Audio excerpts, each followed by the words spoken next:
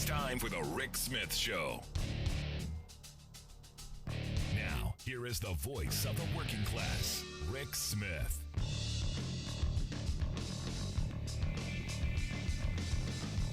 And welcome, brothers, sisters, working class heroes. This is the Rick Smith Show.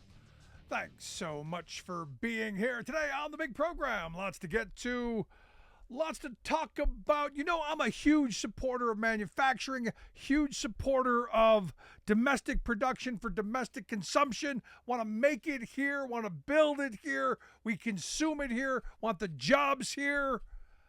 The one thing that I'm absolutely 110% opposed to is abusing child labor. And this is the part where my Republican friends just don't seem to get it. There's an opportunity. As we're reshoring manufacturing, there's an opportunity to put everybody to work. There's an opportunity to bring people here to this country who want to seek a better life and get them to work. We can do that, and we don't have to go into the schools and pluck children out of the classrooms to fill our cheap labor needs. Don't have to do it. There's a better way, but, well, sadly, our Republican friends in states all across the country are rolling back child labor laws because we need the cheap labor. We need the cheap labor. Sorry, you know, we're addicted to it. Gotta have it. So when I see stories like this one coming out of Mississippi, I get mad, I get angry, I get frustrated because we can do better. We should do better. We have to do better. 16-year-old Guatemalan child. The article that I'm reading says worker. No, this is a 16-year-old child. But they put it as the 16-year-old Mississippi poultry plant worker. No, it's a child, 16-year-old kid working in a poultry plant. Died on the job back in July. In a place where have had a history of lots of injuries, lots of accidents, lots of things happening to working people. In fact, over the last several years, there have been numerous fines. This is a place. What was it? In the past 5 decades, they've inspected the 5 plants that are in this Marjack's little conglomerate 23 times in the past decade. 23 times in the last 10 years. 3 inspections following a worker's death. Cited 10 times. $102,000, almost $103,000 in fines. But this one, a kid dies. And what's a 16-year-old Guatemalan child's life worth? Well, $212,666. That's what the fine was. That's what it was. So, yeah, $212,000. And I got to tell you, it's more than that's been in the past. OSHA cited Marjack with 14 serious violations and 3 others that were less than serious. One of the big ones being that they had no lockout tagout procedures, that they failed to ensure that there were barriers in place so when the workers went into the machinery, they didn't just start, so that they didn't get killed on the job. This kind of a thing. They're also going after the staffing agency, and this is another part of this. Because you've got the company, this Marjack's, this 16-year-old child didn't actually work for them, worked for a staffing agency who worked for them. So there's this, we didn't know the child was only 16. That's on them. And that's the reason that we have such screwed up laws in this country to benefit corporate America, and why we need a complete revamping of our labor laws from top to bottom. From child to senior. But here you got this kid working at the poultry plant, and now a fine for the company. Nobody going to jail. Trust me, nobody's sweating that out. But you have the Department of Labor, and this is why I'm such a big supporter of Joe Biden. His labor department, their wage and hour division, they're the folks who enforce child labor laws, in case you don't know. They have had a task force that's been looking at. The reason we've been hearing a lot about child labor violations is because of this task force that's been out there going, hey, it seems like a lot of kids are working, especially in the poultry industry. You may remember, what was it? It was over the summer. You had that Packers Sanitation Solutions Incorporated somewhere like Wisconsin, Midwest. They were fined, what was it? I think $1.5 million for illegally hiring more than 100 children to work in their plants. And it's been said that the meatpacking industry in this country would collapse without child labor. Think about that for a second. The meat, the food you put on your table, the children's hands that go into this. It's angering to think that this is the system that we've allowed to get set up around us. Now, this task force is, and look, every day I see something. They are out there going a full, you know what, to the wall. Because we have to stop this. Now, understand, you've got Biden and the task force saying, hey, we got to crack down on this stuff, while simultaneously you've got Republicans, like in Indiana, for instance. No, go ahead at 14 and quit school and go work in that industrial farm. No, by all means, go to work in Florida. Don't worry. Go work in construction at 14, 15, 16. Don't worry about an education. And you look at these red states, because again, it's got to get those kids a little skin in the game. This is not who we are. Now, again, and let me add the caveat. I'm not talking about your children or mine. When we're talking about the children that are working in these jobs, especially in these poultry plants and on these construction jobs, these are minority children. These are poor children. These are immigrant children. But they're children much the same. And I would love to see some people get, I don't know, a little worked up about the fact that we're abusing children and exploiting children in the workforce for profit, for the handful to get richer, for shareholders to pocket more. Just kind of throwing it out there. Want to hear your thoughts? Email me, rick@thericksmithshow.com. Quick break. Right back.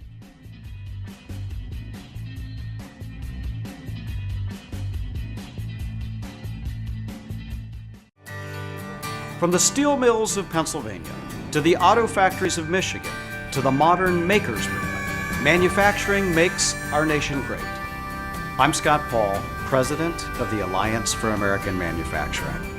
We bring business and labor together to advocate for policies that everyone can agree on. Together, we can strengthen manufacturing and create good-paying American jobs. Help us keep it made in America. We are AFGE, the American Federation of Government Employees. We represent 700,000 federal and D.C. government workers who are the vital threads of the fabric of American life. We support our nation's military. We take care of our nation's veterans. We protect our nation's borders. We respond to our nation's crises and natural disasters. We provide services to our nation's seniors. The American Federation of Government Employees. We work for America. The old factory towns in America's heartland have been taking a beating. Thing is, though, there's a light at the end of the tunnel. The new CHIPS bill that got passed will bring jobs back home and has already resulted in big announcements of major new factories opening. The American Recovery Package has allowed cities and counties to hire new police officers and firefighters and start rebuilding their communities again. We're finally turning things around after 40 years of screwing over working people. But will we keep moving in the right direction? That's our choice. The best way to strengthen America's economy? How about investing in America's fastest growing industry, clean energy? It means millions of jobs that pay well and can't be outsourced, and lower utility costs for families. Congress, let's get it done.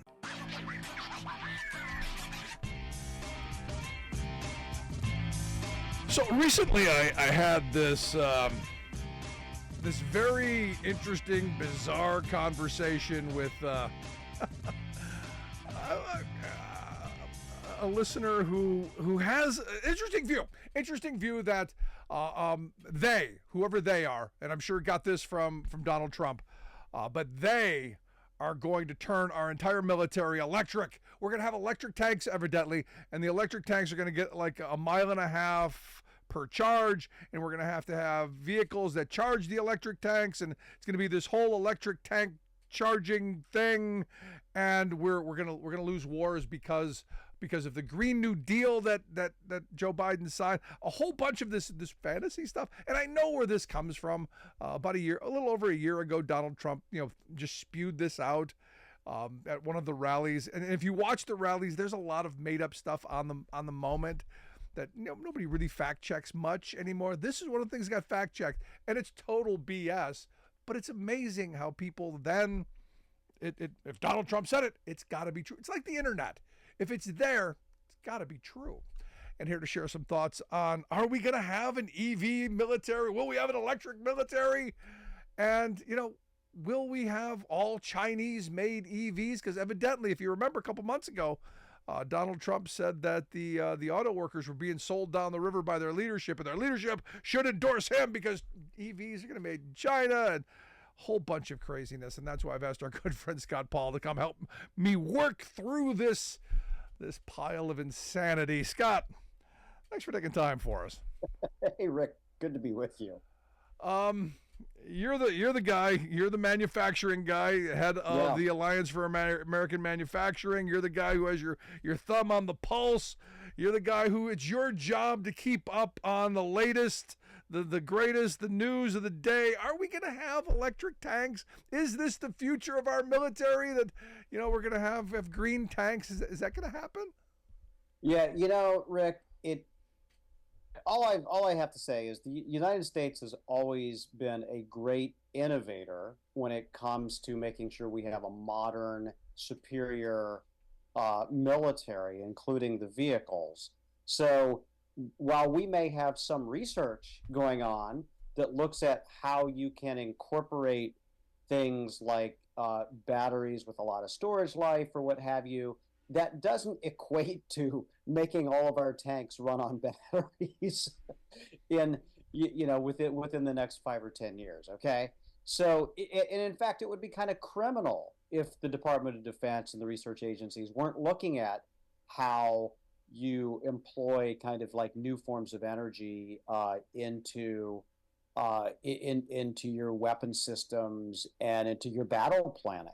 Down the road. But that's neither here nor there, because what happens is someone takes a nugget from something and then turns it into something else, and all of a sudden you have this big blown up conspiracy. But no, our tanks are going to run what they're going to run, what they're running on now for the foreseeable future, unless and until there is a better way to get them from point A to point B. Yeah, but I know where this came from. This comes from one of Donald Trump's speeches, at one of those rallies where he just stands there for hours and just makes stuff up.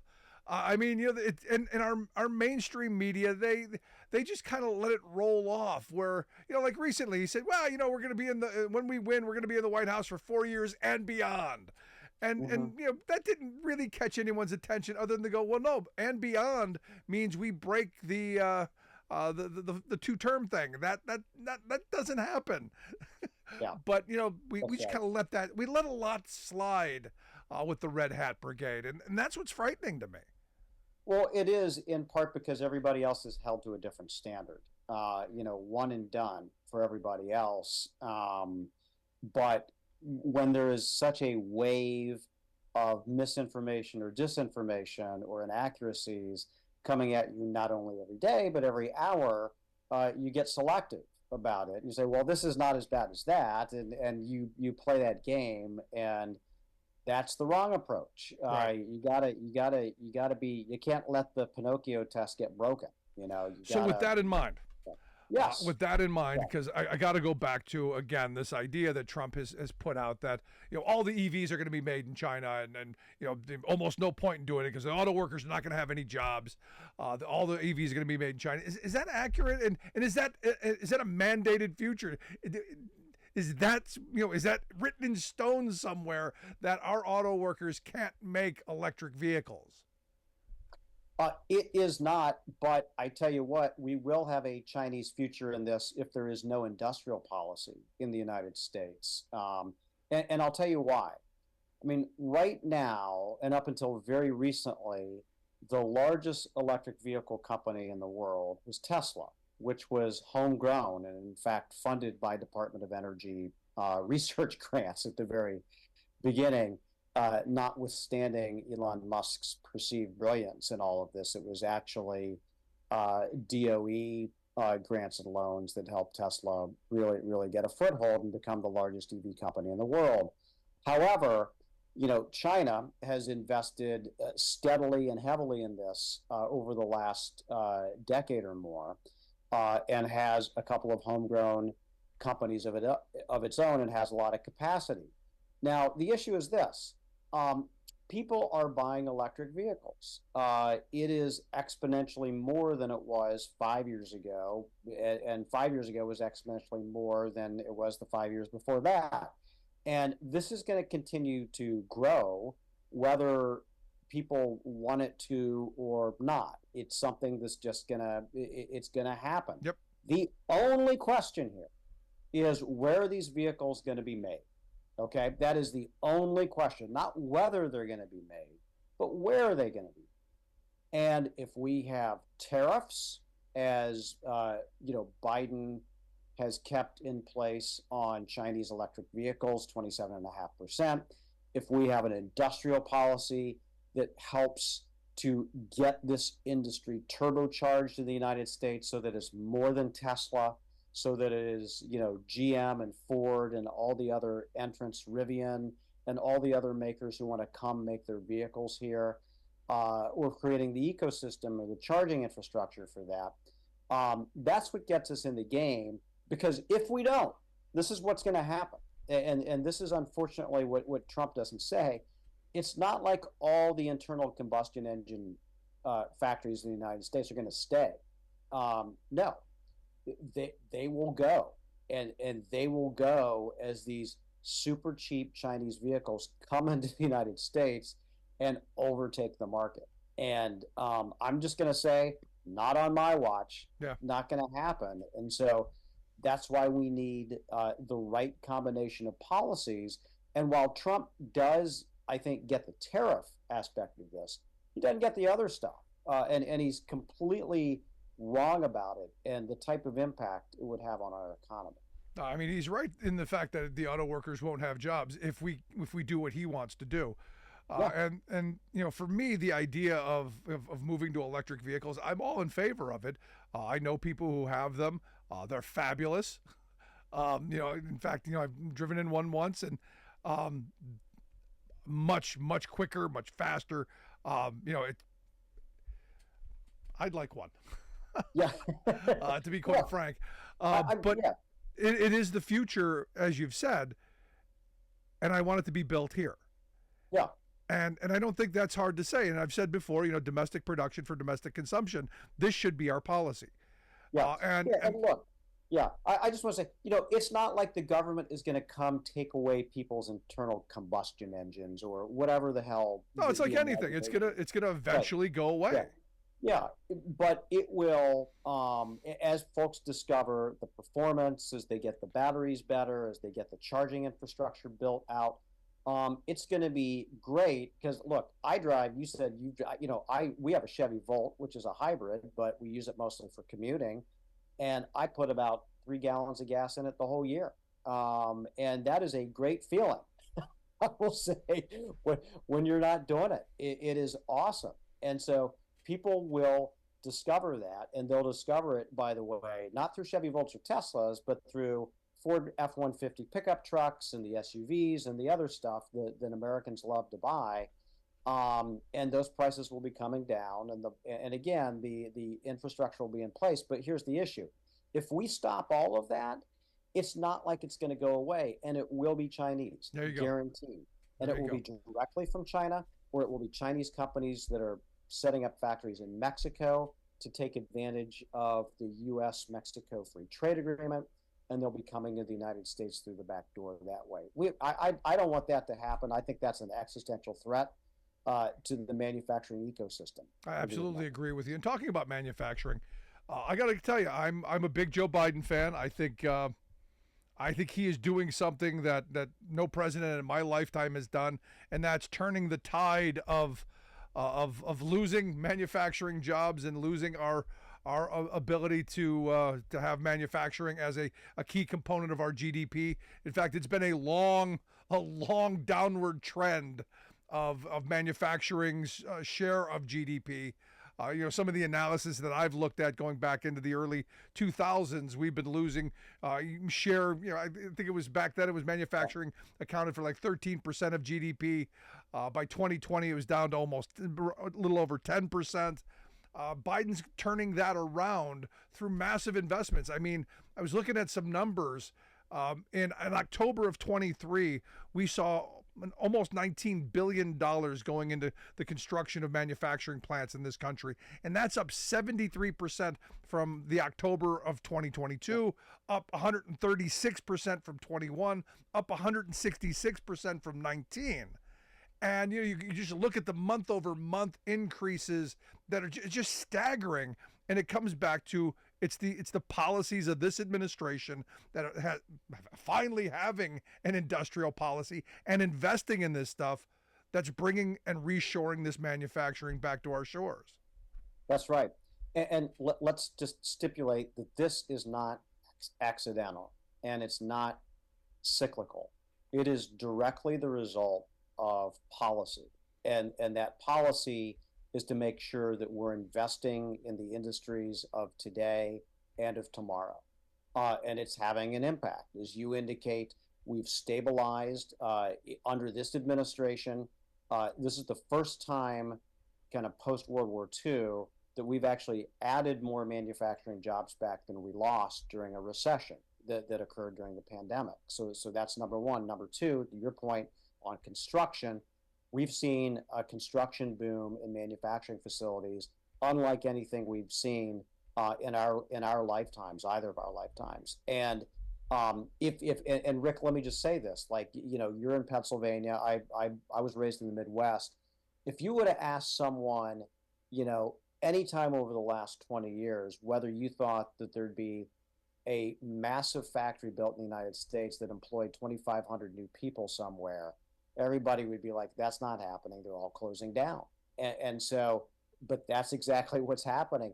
Not in one location in the United States, but in dozens. And it's in semiconductors, in batteries, in solar panels, in lots of other industries as well. And it's directly the result of this policy of we're having tariffs on the outside that are helping to level the playing field, and investment on the inside that's helping to build that workforce back up, that's helped to offset the cost of capital that it takes to get those enterprises up and running and to create a market for all of it through consumer incentives. And it's having a profoundly positive impact on manufacturing in this country. How come we aren't hearing about this? I say this to people and they're like, oh, no, there's none of this happening. You're just making this up. And I'm going, no, the data's there. Yeah. The numbers are there. It's all there. You can see these places being built. I keep saying the administration needs to build a website like Josh Shapiro did here in Pennsylvania when the bridge went out, of these buildings being built. Maybe with a big Joe Biden image of him pointing, going, I did that. You could click on little images of factories being built. I don't know, some kind of cute little gimmicky thing to draw people to be able to see this stuff actually happening in real time. Because I don't think the message is getting out. Yeah, I agree with you. I mean, like, there's a website, it's invest.gov. You can go there and there's a map and you can see where a bunch of this stuff is happening. And it's just the primary stuff. It's not even the secondary stuff. And it would be awesome if you could click on those little dots and get not only the information, but like a live webcam of the construction taking place or whatever. So those free idea for the Biden administration right there from the Rick Smith Show and there Scott you go. Paul. Not new. I've been saying this for a very long time. You need to get the PR out there, because or big giant 20-foot cutouts of Biden going, I did that. Because look, got an election coming out. Need some attention to this, because look, and this is the point. The point is in November of 2024, if Biden isn't reelected, and this is where my view on this is, you don't have to share it, all this stuff can go away. All of the policies, all of these investments, all of this stuff that we've chosen, this direction that we've chosen, can all go away.